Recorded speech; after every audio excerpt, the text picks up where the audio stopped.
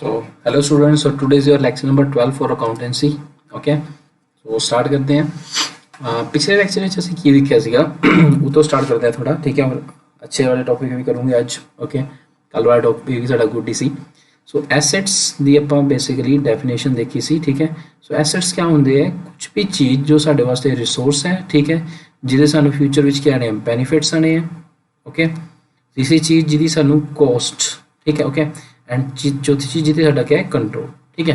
Let it be सब तो पहले तो मैंने एक बार उत्ते फोकस देना थोड़ा कोस उत्ते. कोस का मतलब क्या है बेटा इन चीज़ को समझो. कोस का मतलब क्या है कि जिस चीज़ में तुसी एसेट बोल रहे वो तुसी फ्री ऑफ फ्री विच नहीं तुहानू मिली है. तुहानू अपनी पॉकेट विचों कुछ पैसा निकाल के देना पिया है तां ही वो चीज़ तुहाडे कोल आई है. उन्होंने आपां बोलते हैं कोस. जिद्दां फॉर एग्जाम्पल आ कोई बाहर शॉप है ठीक है जिते टी शर्ट विक रही ठीक है. ओके टी शर्ट है ₹1200 की ठीक है. ओके इतने फॉर एग्जाम्पल मैं ही खड़ा वा ठीक है आशीष मेरे को टी शर्ट्स नहीं है फिलहाल ठीक है. मैं इस टी शर्ट में बाय करना चाहता तो मैनू अपनी पॉकेट विचों ठीक है मैं इस साइड अपनी पॉकेट दिखाता मेरी पॉकेट है मान लो ठीक है. ओके ये अंदर ठीक है एक तो मेरे को 500 का नोट पिया हुआ. ओके एक और 500 का नोट है और एक है मेरे को 200 का. कुल मिला के मेरी पॉकेट में इस वक्त कितने 1200. तो 1200 मेरी पॉकेट के इस वक्त अगर मैंने इस टी शर्ट में बाय करना है तो ये अपनी पॉकेट तो 1200 रुपये निकाल के कितने ना कितने इतने जो सैलर होएगा दुकानदार होएगा उन्होंने 1200 रुपये मैंने देने पैने ठीक है. जिद्दे मैं 1200 रुपये दे दूंगा बदले में मैंने क्या दे दूंगा टी शर्ट ठीक है. हूँ यही टी शर्ट मेरे को आ जाएगी ठीक है. बट हूँ ये जो टी शर्ट मेरे को आई है तुम मैनू ये दसो क्या मेरे को फ्री विच आ गई नहीं मैनू कितने ना कितने किन्ने रुपीज़ देने पे 1200 क्योंकि जिद्दे मैनू पैसे दे रहा मेरी पॉकेट खाली हो रही ठीक है. ओके तो खाली हो रही खाली होने का मतलब भी क्या है कि ये मैनू फ्री विच नहीं मिल रही मैनू कुछ ना कुछ पैसा देना पै रहा. जो पैसा आप किसी चीज़ को खरीदने वास्ते खर्चा करते हैं मैं इस टी शर्ट को खर्चा करने वास्ते कितने कितने किन्ने रुपीज़ खर्चे किए 1200 तो 1200 मेरे वास्ते बेटा क्या होगी कॉस्ट. मेरे पॉइंट ऑफ व्यू ना सोचना जो बंदा इस चीज़ को बाय करता है ठीक है वो पॉइंट ऑफ व्यू ना सोचना गा वो वास्ते क्या होंगी है कॉस्ट. तो कॉस्ट किसी भी चीज़ को खरीदने वास्ते जिन्ना अमाउंट तुम पे करते हैं उस चीज़ को आप क्या बोलते हैं कॉस्ट बोलते हैं. ये किन्ने पैसे की तुहानू सैक्रीफाई करना पाया तुहाडा किन्ना पैसा किन्ने तुहाडा पैसा किन्ने अमाउंट नाल घट गया उस चीज़ को बाय करने वास्ते वो तुहाडी है कॉस्ट. फॉर एग्जाम्पल आ देखो आ कार है कोई ठीक है. ओके कार ठीक है 9 लाख रुपीज़ दी है. हूँ अगर तुहानू बाय करना है तो कितने ना कितने तुहानू अपनी पॉकेट तो कितना पैसा निकाल के देना पैना 9 लाख ठीक है. तो कितने ना कितने तुहाडे वास्ते जो कॉस्ट है बेटा वो कितनी बन गई 9 लाख बन गई. तो cost is very important content ठीक है. क्यों समझाया वो इस करके क्योंकि कल का लेक्चर लगाया काफ़ी ज़्यादा स्टूडेंट कन्फ्यूज हो गए जो केस स्टडी पाई सी ठीक है. ओके ओके सो उहदे उत्ते स्टार्ट करते हैं आप. देखो आ जाओ देखो आ क्वेश्चन था अपना ठीक है. क्या क्वेश्चन था रिया नंगल विच रहिंदी है. ओके एंड इहदे मामी जी USA रहिंदे है ठीक है. उन्होंने 4 लाख रुपीज़ की घड़ी भेजी इनू ठीक है. ओके रिया नू ਆਪਾਂ ਇਹ क्वेश्चन था is this wrist watch is asset for Riya के पॉइंट ऑफ व्यू ना सोचना सीगा आप ठीक है. वो रिया को वॉच आ चुकी है ठीक है. ओके तो गौर करना आराम नाल रिया वास्ते पहली चीज़ ये रिसोर्स तो है ही है ठीक है. ओके रिसोर्स क्यों है कि क्योंकि कितने ना कितने इन्हें रिया की लाइफ थोड़ी ईजी हो जाएगी ठीक है. रिसोर्स कोई भी उदा की चीज़ जिन्हें साडी लाइफ क्या होती है ईजी हो जाती है उन्होंने क्या कहते हैं रिसोर्स. फ्यूचर के बेनीफिट भी है. क्या बेनीफिट है बेनीफिट्स ये है कि स्कूल टाइम से पुजेगी ठीक है ट्यूशन टाइम से पुजेगी ठीक है और कितने भी जाना है टाइम से पुजेगी ठीक है. ओके और चौथे नंबर का पहले बोल देंगे कि कंट्रोल भी है उसकी अपनी घड़ी है कोई नहीं पा सकता ये उन्होंने ब्रदर भी पाने की कोशिश करेगा ना नहीं दूंगी ठीक है. तो गौर करना रिसोर्स है फ्यूचर के बेनीफिट्स है कंट्रोल है बट इंपॉर्टेंट कंटेंट क्या है वो ए वाला ठीक है कॉस्ट. दसो इनू अपनी पॉकेट तो क्या पैसा पे करना पाया पैसा जो पे किया मामी ही ने पे किया ठीक है.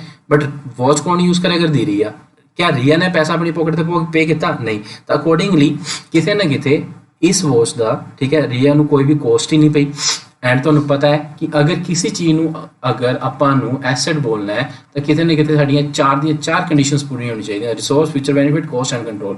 रिसोर्स है फ्यूचर बेनीफिट है बट बेटा कॉस्ट नहीं है इस चीज़ की ठीक है. कंट्रोल भी है ठीक है. सो अकॉर्डिंगली रिया वास्ते ए वॉच कितने ना कितने नॉट एन एसेट. कारण क्या था कारण ये था because there is no cost for Riya ठीक है.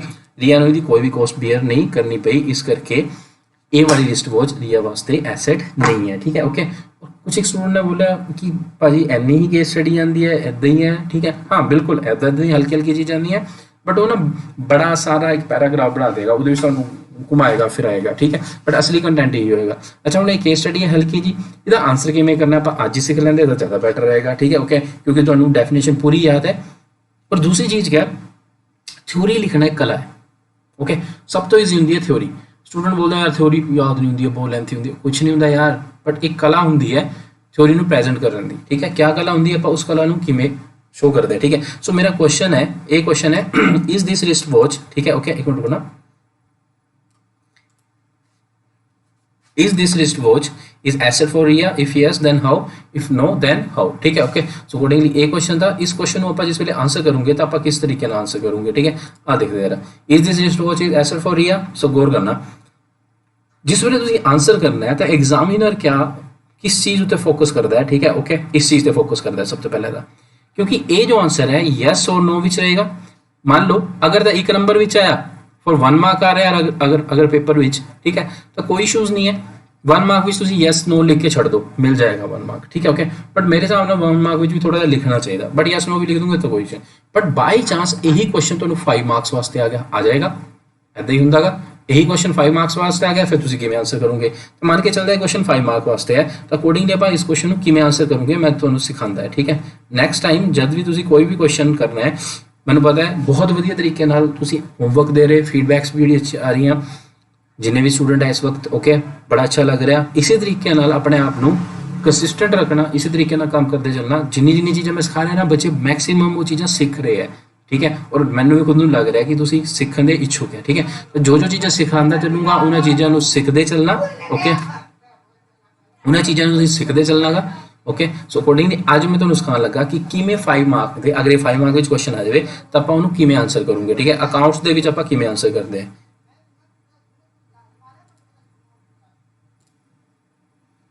ठीक है। सो आप किस तरीके आंसर करोगे, इनू आप इस तरीके आंसर करोगे।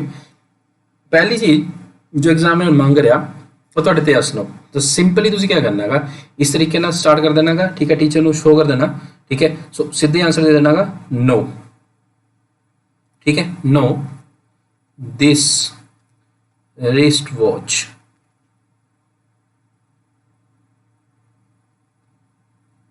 no this wristwatch is not an asset for Ria। इत्थों टीचर खुश हो जाएगा कि स्टूडेंट को पता लग गया कि रिस्टवॉच रिया वास्ते एसेट नहीं है, तो इत्थों स्टूडेंट को नो वाले तो पता लग गया। फिर टीचर अगे चलेगा कि अगे क्या लिखते हो तुम, ये जिद्दे तुम इन्ना की आंसर दे दोगे टीचर 1 नंबर तो दे देगा, 1 mark, you just earn 1 mark, ठीक है ओके। नेक्स्ट 4 मार्क्स और लेने हैं, 4 मार्क्स वास्ते अपन क्या करना पड़ेगा हम, ठीक है, उनको और करना फॉर 4 मार्क्स मैं एक लाइन छड्डूंगा, दैन उसके बाद लिखूंगा, ठीक है। मैं क्या लिखूंगा हूँ दसूंगा कि मैनू कितना पता लग गया, मैं हूँ टीचर को समझाऊंगा पूरा पूरा, क्या समझाऊंगा, अकॉर्डिंग टू लाइन जरूर छड्डनी है, according to the definition of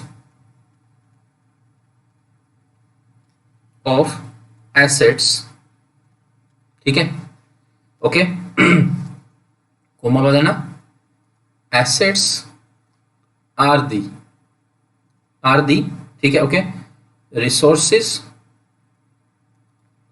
having future benefits,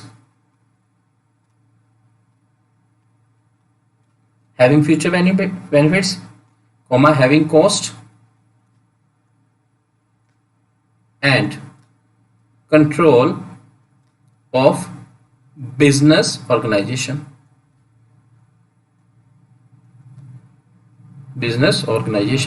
so accordingly इत्थे तुसीं क्या किया, तुसीं टीचर ने दिखाता कि मैंने एसेट की डेफिनेशन पता है, मैं एसेट की डेफिनेशन यूज करके ही दस रहा कि रिया की जो रिस्ट वॉच है वो एसेट है या नहीं है, ठीक है। तो जिद्दे तुसीं ए लिख देना गा, ठीक है ओके, ये तुहानूं एक होर नंबर दे देना है टीचर ने, ठीक है ओके। सो उन्हें दे देना है 1 मार्क, ठीक है okay. So accordingly 1 number yes no का, 1 नंबर पूरा डेफिनेशन का हो सकता, ठीक है ओके। 1.5 मार्क भी दे देवे ओके।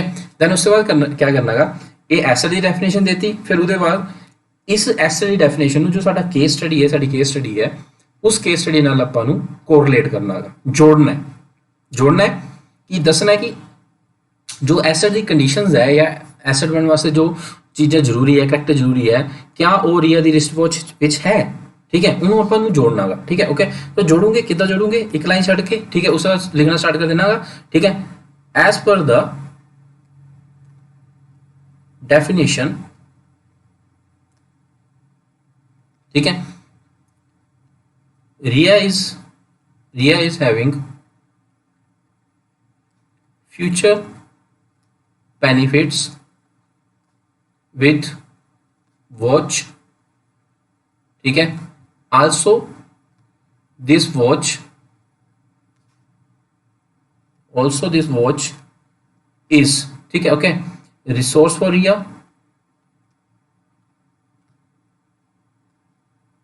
even, ठीक है, रिया has full control over the watch। जिद्दे तुसी ये चीज लिख देनी है, ठीक है, ओके, जिद्दे ये चीज लिख देनी है, ठीक है, टीचर ने तुहानू 1 मार्क होर दे देना है, 1 मार्क,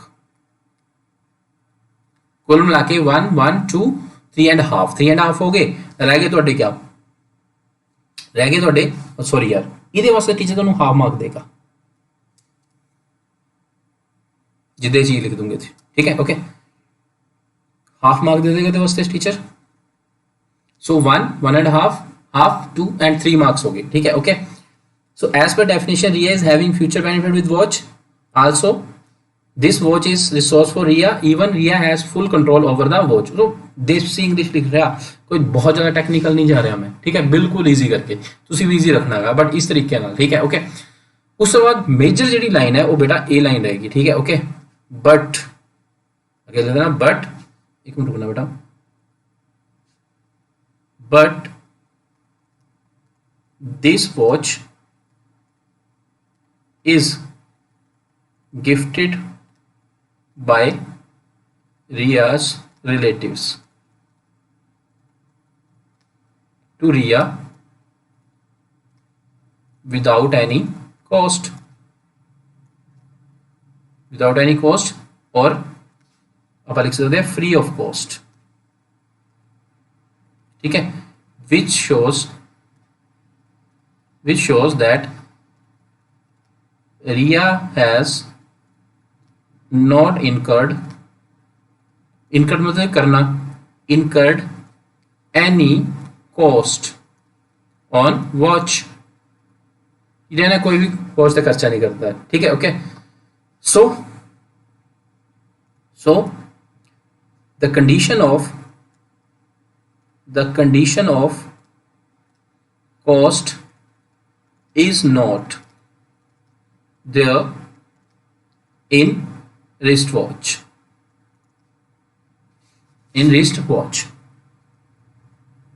मेजर चीजें ही सी, 3 चीजें सी दसती, मैं नंबर नंबर दे देना, चौथी चीज जिस चीज करके, जिस करैक्टर करके, ठीक है, ओके, वो वॉच फिक्स एसेट नहीं बन रही, वो कॉस्ट है, उन्होंने दसता ना ही टीचर ना खुश, लै भी स्टूडेंट को तो पूरा पता गा, ठीक है, सिर्फ यस नो नहीं या इधर उधर चेप चुप के नहीं किया, ठीक है, उन्होंने पूरा कारण पता गा, ठीक है, उन्हें डेफिनेशन वधिया तरीके ना पढ़ी है, जिद्दे तुसी ये वाली चीज कर देनी है, ठीक है, नाल ही टीचर ने 1 मार्क दे देना है,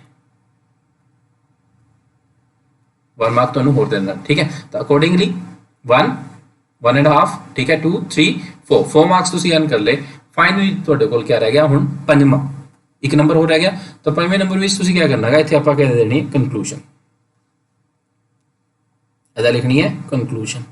जब भी केस स्टडी में आप आंसर करते इसी तरीके ना करते, कंक्लूजन लिखना है जरूर, कंक्लूजन विच, ठीक है, क्या लिखना तुसी, सिंस, ठीक है, रिया, वही चीज बार बार लिख रहा मैं, और कुछ नहीं, Riya has not incurred any cost for this wristwatch, ठीक है, since Riya has not incurred any cost for this wristwatch, so this wristwatch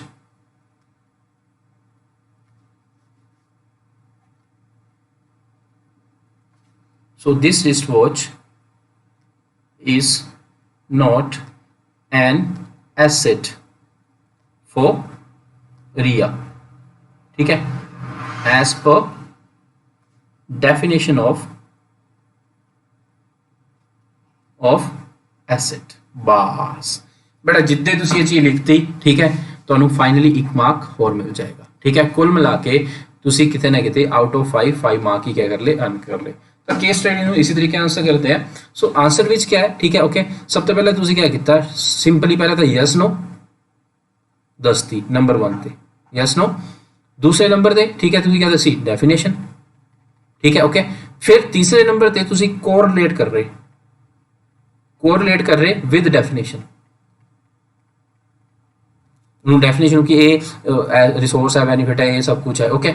और एक चौथे नंबर पे तुसी क्या दसिया, ठीक है, शॉर्टेज का मतलब क्या होंदा बेटा कि केड़ी कमी थी एसेट वाली जिहड़ी तुसी पकड़ ली और इनू तुसी कंसीडर करया करदे कि एसेट नहीं है। शॉर्टेज करने तो बाद ये सारे नू फिर एक निचोड़ दे दिंदे जिन्हों बेसिकली आपां क्या बोलते हैं, कंक्लूजन। एंड कंक्लूजन नू हमेशा इदां लिखना है कि ये कंक्लूजन है मेरी फाइनली, ठीक है, ओके।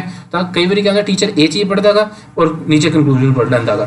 तो अगर टीचर सिर्फ ऊपर वाली चीज़ और कंक्लूजन पढ़ रहा तो नो तो सैटिस्फाइड हो गया, नीचे पढ़ लिया since Riya has not incurred any cost, नाल ही मेन चीज़ भी तुसी लिखती। तो इसी तरीके नाल आपां थ्योरी नू आंसर करदे हैं। थ्योरी नू आंसर करना एक कला है, एक आर्ट है। जो तुहानू आर्ट आ जाती है, देखो रट्टा मारने की कोई जरूरत नहीं है, उस कला नू यूज़ करके तुसी थ्योरी नू वधिया तरीके नाल आंसर कर सकते हैं।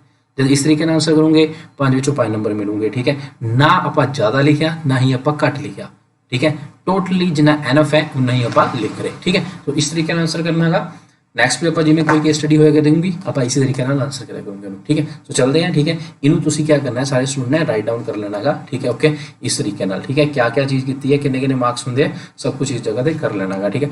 फॉर द फ्यूचर रेफरेंस तो कितने ना कितने हेल्पफुल रहेगा, ठीक है। सो चलते हैं फिर आप आगे, ठीक है। सो अगे क्या चीज़ है, एक मिनट रुकना है।